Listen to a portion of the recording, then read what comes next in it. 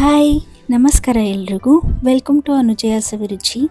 ಇವತ್ತು ನಾವು ಹೆಲ್ದಿಯಾದ ಸುಲಭ ರೀತಿಯಲ್ಲಿ ಕ್ವಿಕ್ಕಾಗಿ ಸೋಯಾ ಚಂಕ್ಸ್ ಸ್ನ್ಯಾಕ್ಸ್ನ ಮಾಡೋಣ.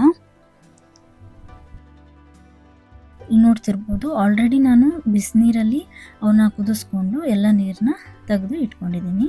ಈಗ ಇದಕ್ಕೆ ನಾವು 2 ಸ್ಪೂನ್ ಕಡಲೆ ಹಿಟ್ಟನ್ನು ಹಾಕ್ಕೊಳ್ಬೇಕು.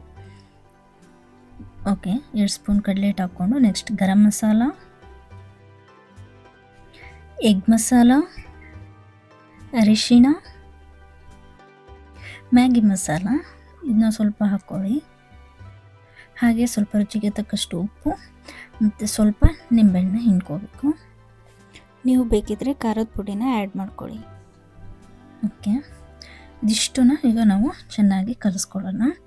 ಈಗ ಇಲ್ಲೊಂದು ಟಿಪ್ಸ್ ಏನು ಅಂತಂದರೆ, ಇದಿಷ್ಟು ಸಾಮಾನು ಹಾಕಿದ ತಕ್ಷಣ ನೀವು ನೀರನ್ನ ಆ್ಯಡ್ ಮಾಡಬೇಡ್ರಿ. ಏನು ಹಾಕಿರ್ತೇವಲ್ಲ ಅದನ್ನ ಚೆನ್ನಾಗಿ ಮಿಕ್ಸ್ ಮಾಡಿ ಇಟ್ಕೊಳ್ಳೋಣ. ಓಕೆ, ಈಗ ಒಂದು ಪ್ಯಾನ್ ತೊಗೊಂಡು ಅದಕ್ಕೆ 1 ಮೆಣಸಿನ್ಕಾಯಿನ ತೊಗೊಳ್ಳೋಣ. ಇಲ್ಲಿ ನಾನು ಖಾರದ ಮೆಣಸಿನ್ಕಾಯಿ ತೊಗೊಳ್ಳೋದ್ರಿಂದ ನಾನು ಒಂದೇ ತೊಗೊತಿದ್ದೀನಿ. ನಿಮ್ಗೆ ಖಾರದ ಮೆಣಸಿನ್ಕಾಯಿ ಇಲ್ಲಾಂದರೆ 2 ತೊಗೋಬೋದು. ಆ ಮೆಣಸಿನ್ಕಾಯಿನ ಈ ಥರ ಕಟ್ ಮಾಡಿಕೊಂಡು ಸ್ವಲ್ಪ ಎಣ್ಣೆ ಹಾಕಿ ಅವನ್ನ ಫ್ರೈ ಮಾಡ್ಕೊಳ್ಳೋಣ. ಹಾಗೆ ಒಂದು ಸ್ವಲ್ಪ 2 ಬೆರಳಲ್ಲಿ ಅಂತ ಅಂತಾರಲ್ಲ, ಚಿಟಿಕೆ ಉಪ್ಪು, ಅಷ್ಟು ಉಪ್ಪು ಹಾಕ್ಕೊಂಡು ಈಗ ಇದನ್ನ ಫ್ರೈ ಮಾಡ್ಕೊಳ್ಳೋಣ. ಈಗ ಫ್ರೈ ಮಾಡಿರೋ ಮೆಣಸಿನ್ಕಾಯನ್ನ ಸೈಡ್ ಇಟ್ಕೊಳ್ಳೋಣ. ಒಂದು ಸ್ವಲ್ಪ ತುಪ್ಪ ಹಾಕ್ಕೊಳ್ಳಿ.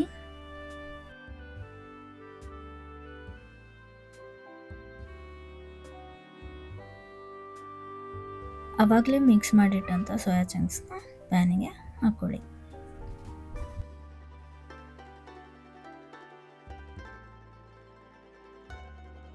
ಈಗ ಚೆನ್ನಾಗಿ ಫ್ರೈ ಮಾಡ್ಕೊಳ್ಳಿ.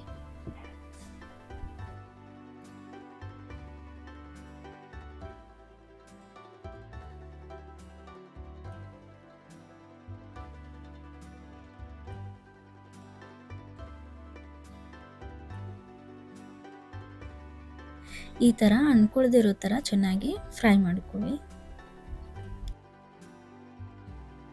ಇವು ಈಗ ಚೆನ್ನಾಗಿ ಫ್ರೈ ಆಗಿವೆ, ಪ್ಲೇಟ್ಗೆ ತೆಗೆಯೋಣ. ನೋಡಿದ್ರಲ್ಲ, ಈ ರೀತಿಯಾಗಿ ನಾವು ಸುಲಭವಾಗಿ ಸೋಯಾ ಚಂಕ್ಸ್ ಸ್ನ್ಯಾಕ್ಸ್ನ ಮಾಡ್ಕೊಳ್ಬೋದು. ಈ ರೀತಿ ಎಣ್ಣೆ ಹಾಕಿ ಮಾಡದೇ ಇರುವಂಥ ಸ್ನ್ಯಾಕ್ಸ್ನ ನಾವು ಹೆಲ್ದಿಯಾಗಿ ತಿನ್ಬೋದು. ಈಗ ಡಯಟ್ ಮಾಡೋರು ಮಧ್ಯ ಹೊಟ್ಟೆ ಹಸಿದ್ರೆ ಈ ಥರ ಸ್ನ್ಯಾಕ್ಸ್ ಮಾಡ್ಕೊಂಡು ತಿನ್ನೋದಕ್ಕೆ ತುಂಬ ಸುಲಭವಾಗಿ ಮತ್ತು ಕ್ವಿಕ್ಕಾಗಿ ಆಗೋಂಥ ಸ್ನ್ಯಾಕ್ಸ್ ಆಗಿದೆ ಇದು.